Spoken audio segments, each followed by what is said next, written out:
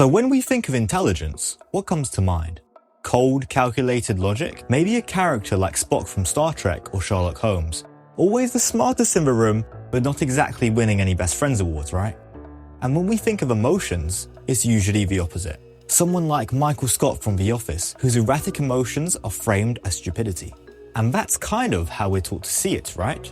Logic versus emotion, brains versus feelings, as if emotions get in the way of being intelligent.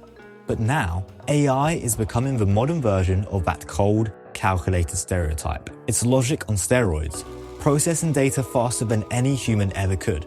So if AI is handling all the logic and all the calculations, what's left for us? Well, it turns out that there's a whole other type of intelligence, one just as real, just as valuable, and honestly, becoming even more important than ever. Emotional intelligence might sound complicated, but at its core, it's really about mastering two things: understanding yourself and understanding others. Let's start with yourself.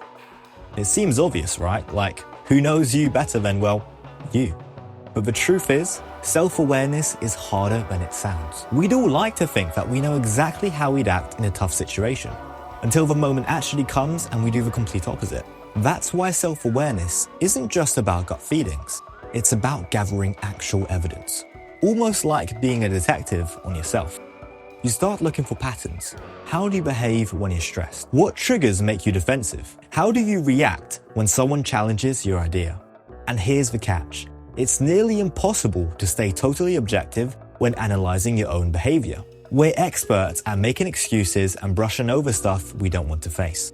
That's where other people come in. Outside perspectives can reveal things we miss or avoid. But this isn't about letting others define you.